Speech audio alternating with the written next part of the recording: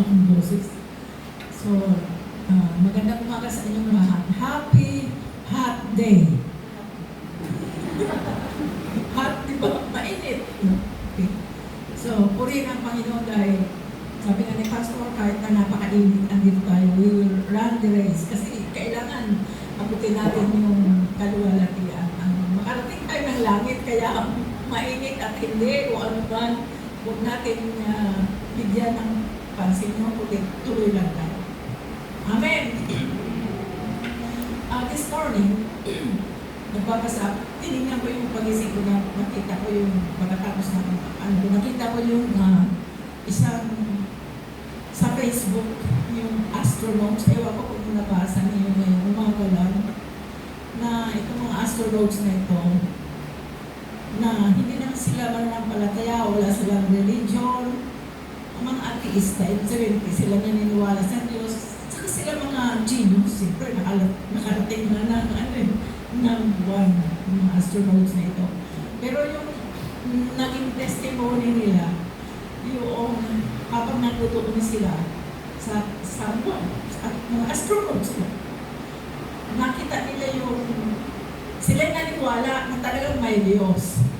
Dahil nakita na yung cross ni Jesus. Yung cross ni Jesus. So, they believe that there is really God. So, yung mga astronauts na yun, mga no God, no belief, no religion, during the time when they were in sa lugar kung saan man silang planeta, nakita nila yung Jesus shown through a cross. So those astronauts, they really believe that there is really God. Amen? So talagang nakikita ngayong panahon na ito, talagang nagpapakita talaga ang Panginoon. Kahit na ngayon sa mga nangyari sa mga nangyari ngayon, di ba? Nagpapakita si Jesus Christ sa pamamagitan ng mga panaginip, di ba? May mga tulad sa Iranian, maraming mga Iranian na mga nagpapakita sila through dreams. No? So, nakukonvince sila na talagang may Panginoon at saka nag-change sa kanilang pananampalataya sa pagiging to believe Jesus Christ. So, ito yung aking mensahe ay patungkol ito sa sinner's life. Puro buhay, makasalanang buhay na sinner's life. Makasalanang buhay. So, pwede na tayo pray. Lord, salamat po sa umagang po. Salamat, Panginoon, sa kabila ng napakainit na panahon.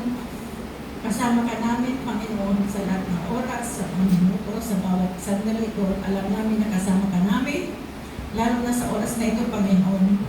We thank you for being with us today, and we also thank you for the Holy Spirit to continue move in our midst and minister to our hearts. Ano man, Panginoon, ang aming mapag-usapan tungkol dito sa inyong salita, nawa ay maunawaan namin ito, i-apply namin, ma-realize namin na kami ay once upon a time we were sinners, Lord, and this time you made us cleanse in your sight. Thank you so much, Lord. In Jesus' name, amen. Okay. The sinner's life. So, kanina nabasa ng Romans chapter 3 verses 9 to ayan. Sa bagay nabasa na natin kanina, no? The sinner's life, ang makasalanang buhay, okay? Kung nababasa pa niyo ito. Sa bagay nabasa na ito kanina, no? At ituloy ko lang. Yan. Ano ang kahulugan o ano ang wait lang ha.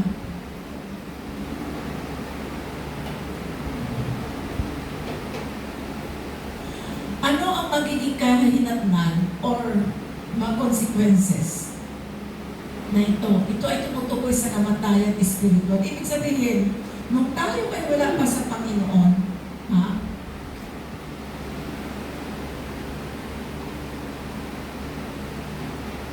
Ito yung definition. Okay. Thank you, Pastora. Pastora kasi pinagagawa ko nito. Ito yung definition ng makasalanang buhay, hindi buhay. Buhay. Okay. Ang definition nito ay tumutukoy sa isang pamumuhay na labag sa mga batas ng Diyos o moralidad. Ayon sa Biblia, ito yung sinasabi na ayon sa nasusulat, walang matuwid, wala kahit isa. Walang nakakaunawa, walang naghahanap sa Diyos. Ang lahat ay lumihis ng landas at nagpakasama, walang gumagawa ng mabuti, wala kahit isa. Parang bukas na libingan ang kanilang lalamunan, pananalita nila'y pawang panlilin lang. Ang labi nila'y may kamandag na ahas. Puno ng pagmumura at masasakit na salita ang kanilang bibig. Wala silang atubili sa pagpatay ng kapwa. Parang dinaanan ng salot ang kanilang madaanan. Hindi nila alam ang daan ng kapayapaan. Hindi sila marunong matakot sa Diyos. So ito mga kapatid, ang ibig sabihin nito, ang kahulugan ng makasalanang buhay. Nung ito'y minsan may nag-share sa akin. Hindi pa ako mananampalataya. Siniran po ako nito. Na lalo na dito, walang matuwid, walang kahit isa, walang nakakaunaw, walang nahanap sa Diyos. Sa panahon na yon, hindi ko pa talaga totally naisuko ang aking buhay sa Panginoon. Alam ba, tuwang-tuwa ako dyan, binabasa sa akin ng isang mga ngaral din. Sabi ko, walang palang matuwid. Siyempre, alam ko na makasalanan ako. So parang, okay naman pala kahit ako nagkasala kasi wala palang matuwid. No? So parang natuwa pa ako. Bakit po ako pangangaralan niya naman pala wala nang palang matuwid. So sa akin, natuwa ako doon kaya ako isang makasalanan. At hindi ko pa talaga totally na uunawaan ang salita ng Diyos. So dito ito yung sinasabi, ang tumutukoy sa definition na ang pamumuhay, ang buhay makasalanang buhay ay labag sa batas ng Diyos. Amen? Okay.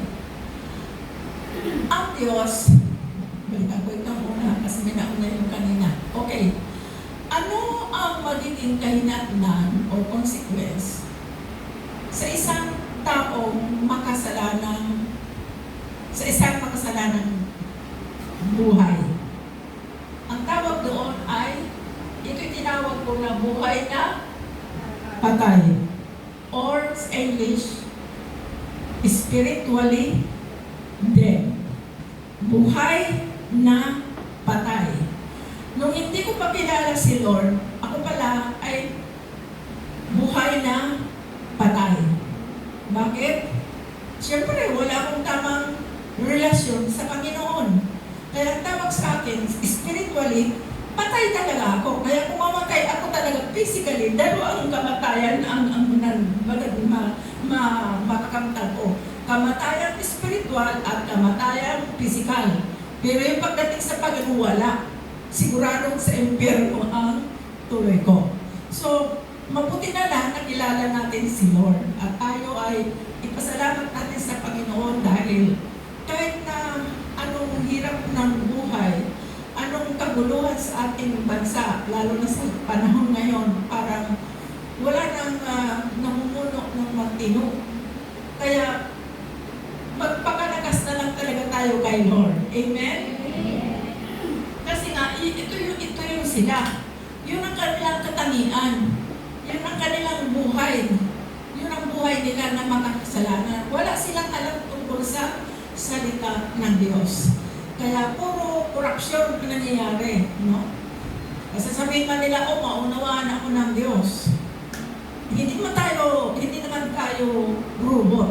Hindi naman tayo ginawa ni Diyos ng Lord na robot. Kaya may freedom tayo na gumawa.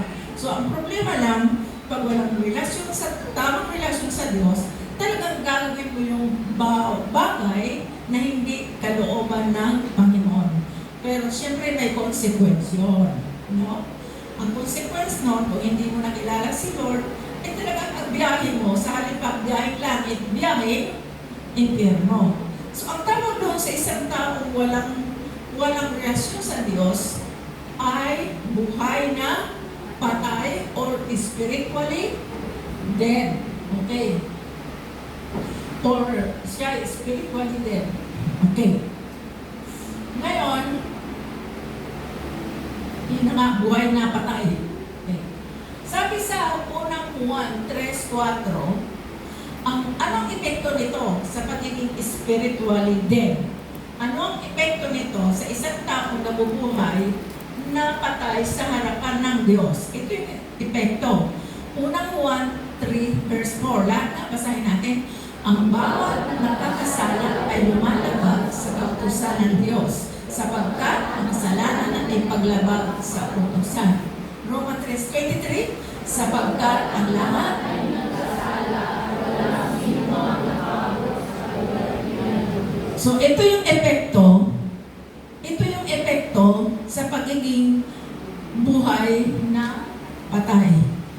So, ang lahat ay hindi nakaabot sa kaluwalhatian ng Diyos or is spiritually dead. Okay. So yun po ang epekto ng pagiging spiritually dead. Kaya currently, kung hindi ka pa sa isang taong makasalanan, yan ang kanyang kahinatnan. Yun siya. Yung sa panahon na hindi mo pa nakilala si Lord, yan talaga ang posisyon mo sa harapan ng Diyos. Yan. Pero mabuti na lang at nakilala natin si Lord. Okay. Madali lang ako. Ang Diyos ay mapagmahal. Pero disciplinarian si Lord. Amen? Ang Diyos mapagmahal. Pero hindi niya to-tolerate yung mga gawa natin na hindi niya gusto. Kasi ang gusto niya, lahat tayo makarating ng langit. Hindi. Kasi ang impyerno hindi naman para sa tao yan. Ang impyerno para kay Satanas at sa kanyang mga kasamahan. Pero ang langit para sa atin. Kaya nga, si Jesus Christ bumaba sa langit, nagkatawang tao, at siya ay nag-suffer for us, pinakot sa krus, at ang kanyang dugo na natigis sa krus sa Kalbaryo, ang siyang naging way ng ating kaligtasan. No? Naalaala ko mayroon akong nakita sa Facebook, ewan ko kung nakita niyo yung Facebook, nakita niyo yung sa araw ng yung Biyernes Santo ba yun? Mayroong tao na ipinako, talagang yung ipinalit talaga sa cross. Nung itinataas na yung cross, na nandun nakapalubay yung tao, nabali yung cross. Alam mo kung saan napunta yung tao na kailangan tumilapon? Yung tao. Na hindi naman siya dapat gumawa nun, hindi naman niya dapat gawin yon. Kasi tapos na tayo niligtas ng Panginoon. Sabi nung nandun sa Facebook, walang tatawa. Ibig sabihin, sa sarili nila, parang hindi talaga totoo yung ginagawa ng tao yun. Kasi nga ako kamuntik na umapatawa kaya lang sabi, walang tatawa doon sa nabasa ko. Pero talaga, ang point ko doon, yun ang epekto ng hindi nakikilala si Lord. Amen? Akala niya, ang kanyang kasalanan ay matatanggal sa pamamagitan ng gayong pag-suffer. Hindi po, dahil tapos na tayo na niligtas ng Lord. He suffered on the cross for us, hindi lang sa isang individual, hindi lang sa isang tao, kundi para sa atin. Amen. So, ang Diyos ay mapagmahal. Eto may mga paalaala siya. Ayon sa Galatia 6:7-8. Ito yung kanyang mga paalaala. Basahin natin. Huwag ninyong hayaan kayo ay mainigaw. Hindi mo maaaring libakin ang Diyos sapagkat anuman ang inihasik ng isang tao, yun din ang kanyang aanihin. 8. Ang naghahasik sa kanyang laman ay mag-aani ng kaukulang mula sa laman.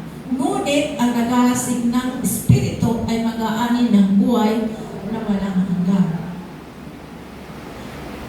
Kailangan yung pagiging spiritually dead natin, maging spiritually alive.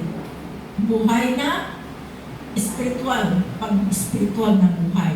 Meaning, pag sinabing spiritually alive, spiritual, di ba? Nakikita ba niyo spiritual? Hindi Kailangan yung relationship natin kay Lord ay maging aktibo. Amen? Hindi naman kailangan bumaba si Jesus Christ pababa. Tapos na siya nanggaling na siya dito Ang ganda lang hinihintay sa atin yung ating action, yung ating relationship na sana mabuo o maging matibay. Kasi siya lang talaga ang ating aasahan sa lahat ng oras. Hallelujah! So, ito po yun. Ayan mga paalala ng ating Panginoon. Ngunit ang naghahasik sa Espiritu ay mag-aani ng buhay na wala hanggan. Kailangan talaga, mula sa spiritually dead tayo, kailangan dumako tayo sa pagiging spiritually alive. Kung ako magtanong, spiritually alive na ba tayo? Magsabi ng malakas. Kung ako magtanong, are we spiritually alive now? Naunawaan ba ninyo yung spiritually dead? Ano yung spiritually dead? Patay sa kalalagayan niya kay Lord. So, sino yung mga spiritually dead? Very good. Kasi spiritually alive na tayo. Nung hindi pa natin nakilala si Lord, sigurado tayo ay nasa panahon ng spiritually dead. Huwag niyong isipin na, alam ko naman may nag-iisip dyan, paano makasalanan ko hanggang ngayon, ginagawa ko pa rin. May na nag-iisip na ganyan. Nagkikirti. Naisip niya, paano kaya hanggang ngayon nagsusugal pa rin ako? Hanggang ngayon, chismosa pa rin ako. Hanggang ngayon, kung magmura ko, parang namulaklak ang bibig ko. Nagtatanong ka sa sarili mo. Huwag mong alalahanin yun. Lumapit ka kay Lord. Sabihin mo kay Lord, Lord, please tanggalin mo itong mga kahinaan sa buhay ko. Kasi tinanggap mo na siya. Amen? Amen. Ang kailangan natin, umaksyon. Nung tinanggap mo si Lord, huwag mong sabihin nung kinilala mo si Lord o tinanggap mo siya. Pwede nang hindi ako mag-church kasi tinanggap ko na si Lord at nagbabasa naman ako. Mali po yun. Kasi sabi doon sa Hebrew, every Sunday magkaroon ng pagtitipon-tipon dahil nandun ang Panginoon. Amen? Kaya alam niyo, sabi ng pastor, ang layo ko, walang malayo, walang malapit sa gusto na makipag-fellowship sa Panginoon. Amen? Amen. Last week, I went to Pampanga. Ako'y na-invite doon. So imagine mga kapatid, Biyernes Santo, nagmamadali ako. Kailangan mag-alis ako ng maaga pa. Kasi baka wala na ako masakyan. Kaya di ba nanggaling ako dito? Mabuti na lang pagdating ko doon, ay inaumabot pa rin ako sa oras ng Biyernes Santo na kailangan the 7 last word. Alam naman, ginagawa din yun yung 7 last word. So, puri ang Panginoon. Wala kasing hindi hadlang ang oras, hindi hadlang ang kung gusto mo na makarating at mapuri mo ang Panginoon, mapuntahan ang Panginoon, gagawa ka talaga ng way mo para lang natin maka-fellowship si Lord. Amen. Actually, doon sa Commonwealth, last year, alam ba niyo, yung sobra din ang init, nagkaroon na doon kung nalaman, ako pala ay allergy na sa mga iniinom kong gamot sa diabetes.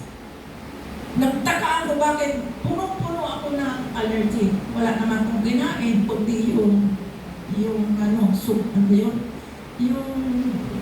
soup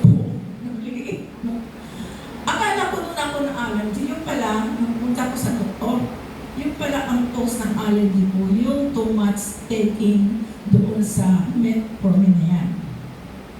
Ngayon, tiniis ko talaga yan. Grabe talaga. Kaya yung init ngayon, nasanay na lang ako. Pero sa totoo lang, ngayon tumutusok-tusok sa akin mga balat yung init. Talagang grabe talaga ang nararamdaman ko sa sobrang init. Pero alam ko na hindi naman yung sakit. Dahil bunga yung ng aking kakulangan sa kaalaman tungkol sa gamot. Hindi kasi ako nagpapacheck up. So, hindi yung hadlang para hindi ako pumunta dito. Sa totoo lang, kagabi, grabe talaga pawis ng katawan ko. Kung pwede lang akong maghubad, ay pwede. Gawin mo yun. Kaya lang talaga hindi man pwede. Magagalit si Lord sa akin. Sabi, ikaw ay lingkod ko, tapos maghubad ka. Kahit ako mag-isa, nahiya ako sa sarili ko. Ano ba yung tsura ko? Kaya, Lord, salamat na kahit na gano'n nangyayari, ay binibigyan ni Lord ako ng lakas. Amen? So, yun po ang si Lord kung gaano siya mapagmahal sa atin. Okay. Wala na bang iba? Okay. Now, dahil nga sa, alam natin na makasalanan ang tao, kung hindi mo pa na-encounter si Lord, ito yung mga kaparaanan. Paano lumapit sa Kanya? Diba? Sa isang taong makasalanan o sa isang taong hindi pa nakakakilala sa Kanya, paano ngayon lumapit sa Kanya doon sa ating mga binasa ng isang tao na talagang makasalanan talaga siya.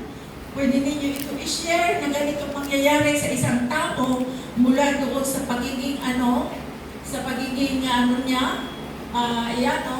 sa pagiging spiritualidad niya. Paano ngayon natin ipapakita ang bilang makasalanan? Paano natin gagawin? Okay, sabi, number 1, kung paano natin gawin ay magsisi. Sabi nung isang ba't ako magsisi? Wala naman akong kasalanan. Mayroon ako na-share na isang matanda, ha? Sabi ko, Lolo, magandang umaga po. May dala akong babasahin tungkol sa Panginoon. Ito po, ang ganda-ganda pa ng aking introduction. At saka talagang baka Lolo. Kasi sabi niya, eto, ibigay mo yan sa mga kabataan. Sa mga bata mo ibigay. Sa isip-isip. Ano kaya palagay niya sa sarili niya? Diba? So, walang pinipili ang Panginoon. Matanda, bata. Pag ikaw ay nasira ng salita ng Diyos, bigyan mo ng pansin. Baka yun na ang message ni Lord. Baka yun na ang tawag ni Lord sa iyo. Amen? So, yun po. Number 1 is magsisi. Sabi sa Juan 1:9, subalit kung ipinahayag natin ang ating mga kasalanan, patatawarin tayo ng Diyos sa mga ito at lilinisin tayo sa lahat ng ating kasalanan sapagkat siya'y tapat at matuwid. Matthew 3:8, kung tunay na nagsisisi kayo sa inyong mga kasalanan, patunayan ninyo ito sa inyong mga gawa. Lahat ng ating kasalanan sapagkat siya tapat at matuwid. Ito, nakaka-guilty ito mga kapatid. Yan ha, yung sinasabi ko kanina, ay nag-isip, paano lang kaya hindi pa naman mabago-bago yung aking pagiging sugarol, pagiging mahilig sa bisyo, pagiging chismosa, pagiging palaaway sa asawa, o lalaki babae. Eto na. Sabi, kung tunay na nagsisisi kayo sa inyong mga kasalanan, patunayan ninyo ito sa inyong mga gawa. Amen? At ang ating kasalanan sapagkat siya tapat at matuwid. Hindi natin kaya mga kapatid na sabihin mo, kaya ko naman magbago.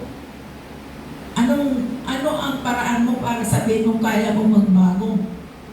Eh siyempre may matalino ako, hindi mo ganon. Kung kaya mong baguhin ang sarili mo, mayroon kang hakbang. Hanapin mo yung nagpapabago sa buhay natin. Amen. At walang iba kundi ang ating Panginoon. Kasi, at ito din sinasabi, kung tunay na nagsisisi kayo sa inyong mga kasalanan, patunayan ninyo sa ating mga gawa. Kung baka naman nagpa-plastic-plastikan na lang tayo. Kasi Christian ka, born again ako, kaya kailangan ipakita ko na ako'y mabuting tao. Pagdating sa bahay, grabe kung magalit. Pag walang pera, walang bigas, walang pambili ng bigas, o walang pera, walang pag-tuition, walang pagtamasay. Mainit na ang mga ulo. Tama ba? Tama. Ay, sister. Ngayon, dahil kilala mo ang Panginoon, nakilala mo na siya, kailangan magkaroon na tayo ng pagbabago sa ating mga gawa. Amen? Paano nga ba? Bakit hanggang ngayon hindi pa mabago-bago? Kasi hindi naman ikaw seryoso na nagbabasa ng Biblia, hindi ka naman seryoso na nananalangin. Para bang ako yung dati, pagdating ko sa simbahan, ano ba yun, may tubig doon? Yung shell na malaki, may tubig doon. Sasaw-saw ko yung aking galay, tapos mag-sign of the cross ako, bahala ka na Panginoon, aalis ako. Tunay ba yun na pagsisisi? Yung may tunay na gawa. Masasabi kong hindi tunay kasi hindi naman tunay ang aking relasyon kay Diyos, sa Diyos. At yung aking ipinakikita ay gawa ng tao, relihiyon. Amen ba? So ang relihiyon, gawa yan ng tao. Maganda naman yan. Pero hindi lang hanggang doon. Kailangan makipag-relasyon tayo sa ating Panginoon. So kailangan na tayo ay nagsisisi, patunayan natin na sa ating mga mabubuting gawa. Sabi ng isang mayaman, nagpapagawa siya ng mga, ano ba yung tawag doon? Feeding ministry, mga humanitarian activities. No? Talaga, mayaman siya eh. So, sige, magpakain kayo dyan. Magandang gawa yun, di ba? Magpakain kayo, pakainin ninyo ang mga kabataan dyan sa mga barangay o kung saan lugar. Ako gagastos. Gawa din yun, magandang gawa. Ay, paano na lang kung mamatay ka? Yung mga ginawang kabutihan sa lupa, yung ba'y magiging daan para sa iyong kaligtasan? Magiging daan ba? Hindi po. Yung kapatid ko na may cancer, may cancer, nasa uwi na siya.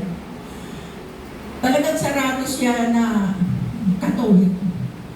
Kailangan umuwi siya dahil tinawagan na siya ng kanyang asawa. Pareho sila naglilingkod sa simbahan. Yung mga alam niyo yung apostol na may mga ganon-ganon sa simbahan pag Biyernes Santo. Sabi nung asawa, ang babae kasi yung kapatid ko, umuwi ka na kasi mag-Biyernes Santo na. Magpapakain tayo doon sa mga apostol. Pagkaling sa simbahan, papakain tayo. Narinig ko yun sa kapatid. Bakit ka uwi? Kailangan magpahinga ka, magpalakas ka dito. Sabi niya kasi sabi ni Vicente yung asawa. Kailangan na magpapakain sa bahay, ay di mapapagod ka doon sa pagpakain. Ngayon ang tanong ko, ano ang iyong reason kung kailangan magpakain ka? Ang sagot sa akin, kapatid, para daw sa kalusugan, kalakasan. Bakit yung bang action mo na yan, nagpapalakas na sa'yo? Bakit hindi ka lumapit sa Panginoon na yun ang nagbibigay ng kalakasan? Amen? Kaya bago umuwi itong kapatid ko kasama yung kanyang mga anak, talaga na puspos sila sa salita ng Diyos kahit sa ayaw nila sa gusto. Pero bandang huli talaga nakahanap ngayon sila. Paano yun? Ante, nene kasi pangalan ng mga kapatid ko, mga mag-anak ko. Kaya pag nagsabi sa akin, nene, alam ko yun, mag-anak ko yun. Sabi ko, tuloy na lang ninyo dyan. Nagpatawag ako doon ng pastor sa Masbate, kaibigan ko, para ituloy ang pag-Bible study doon sa bahay nila. Ayaw ko kung walang sumasalangsang. Kasi yung asawang lalaki ay matindi talaga yun. Kasi grabe yung pagkaano niya doon sa religion nila na yun. Pero ganun din kasi ako dati. Pero si Lord lang talaga ang makapagbabago sa ating buhay. Binago ka na ba talaga ni Lord? Binago ka na ba talaga ni Lord? Okay, so ang pagbabago ng ating buhay ay sa pamamagitan ng pananampalataya sa ating Panginoon at seryoso na alamin ang kanyang salita, di ba? At ipamuhay, i-apply sa ating buhay. Okay, so number 1 is magsisi. Number 2 na paraan para mabago ang ating buhay ay tanggapin. Tanggapin si Jesus at sumampalataya. Unang Juan 12. Subalit ang lahat ng tumanggap at sumampalataya sa Kanya ay binigyan niya ng karapatang maging mga anak ng Diyos. Nung tayo ay nasa religion na ating inaakap, meron na bang ipinangako sa atin ang mga pare na pag tinanggap mo na sinasabi niya na binigyan niya ng karapatang maging mga anak ng Diyos? Wala po. Ang ibinibigay sa ating mga trabaho, mga gawa. Pero yung relasyon, hindi nila naituturo kasi mismo sila, hindi nila alam ang pagkikipagrelasyon sa Panginoon. Amen?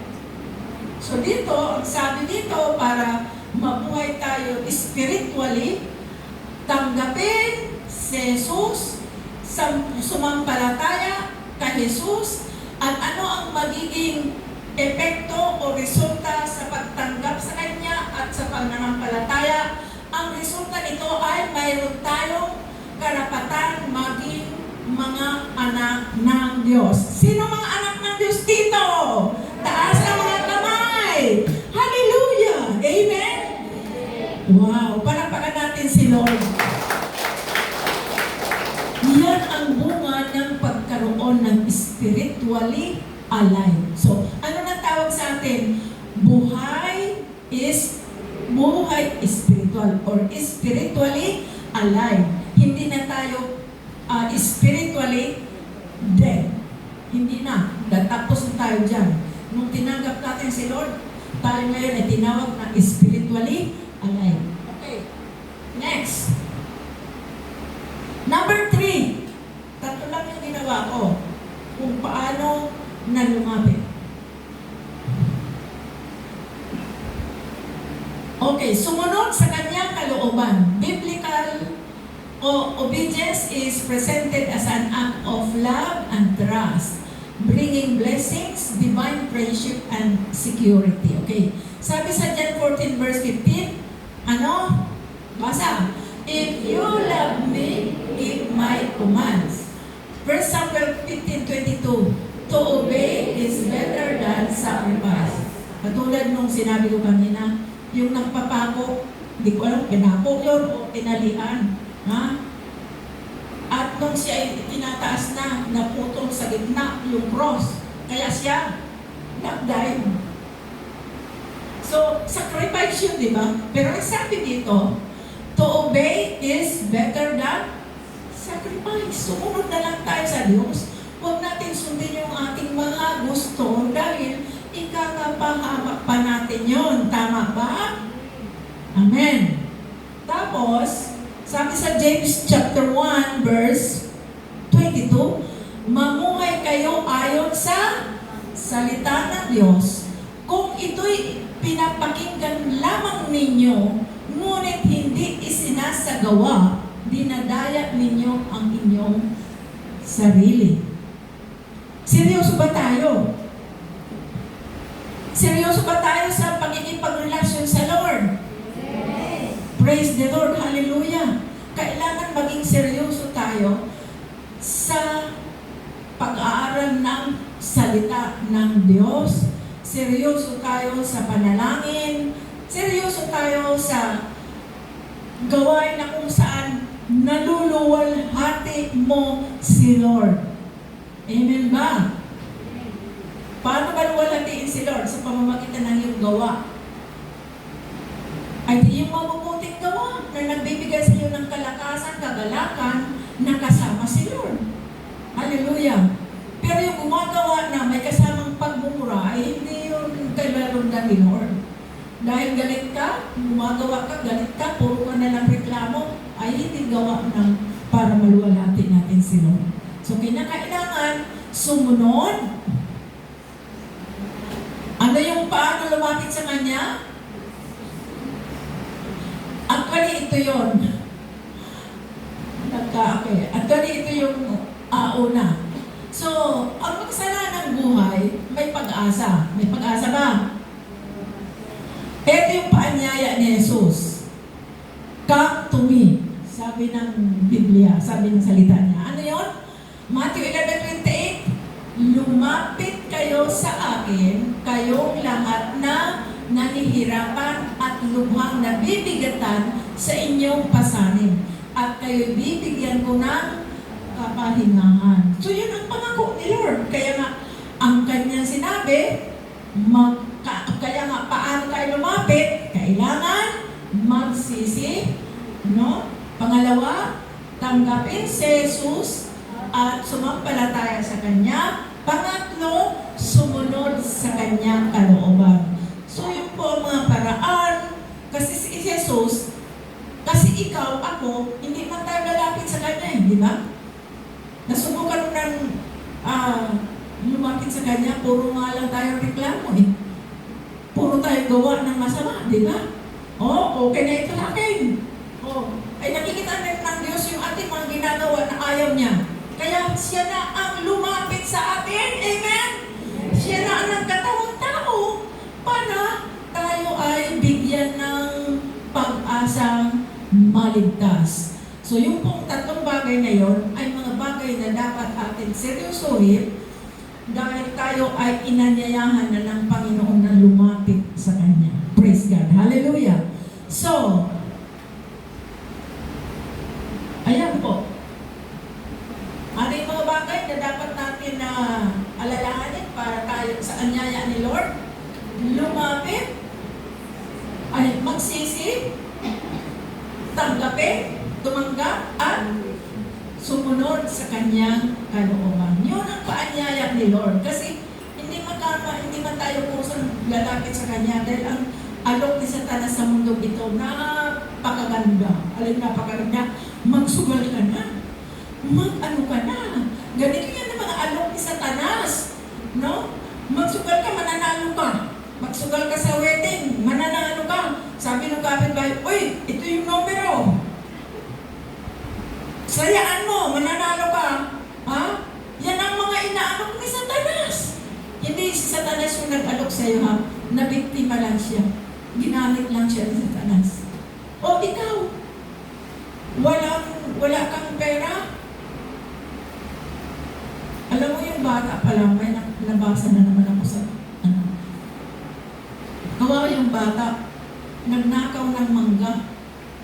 Ay ba kung nabasa niyo, pinalo ng may-ari ng mangga. Namatay yung bata. Parang sakit na, no? Kasi mangga, siguro gutom na yung bata.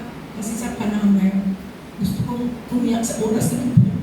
Lalala ko nung ako sa panahon na sabi ko, paano na lang kung may mga naalala ko yung mga karina sa kung bata pa ako talaga. Mabuti na lang hindi ako pinalo ng kapitbahay na na mga ginagawa ko. No? So yung po mga dapat natin alalahanin na hindi na tayo katulad ng dati na gumagawa ng kasalanan sa Panginoon. Kung gumagawa man tayo ng mali, sino ang nagpapaalaala? Ang Holy Spirit. Huwag mong gagawin yan. Naranasan na ba niyo yan? Na minsan, gusto kong gumawa ng ganito. Yung, alam mo, mali. No? Gusto kong, ano kaya kung okay lang tumaya ako sa, yung nagsusugal, tong-it ba yun? Sabi mo. Kasi wala kang pera eh. Ano kaya marubuting gawin? siguro maghanap ka na ng mga natutungkitan dyan sa tabi-tabi. Pwede ba akong makisama sa mag-isali? Kasi wala kang pera. Ay, sumali ka. Sinanggap ka. Alam ba niyo, alok yan ni Satanas. Kaya alamin natin ang mga alok ng Diablo at yung alok ng Panginoon. Kung mabuti ang ginama po, ito'y ikakabuti mo, galing yan sa Lord. Kung ito'y ikakasama mo, magsugal ka na, isinilugan mo yung iyong 20 pesos, natalo pa. Akala mo mananalo ka.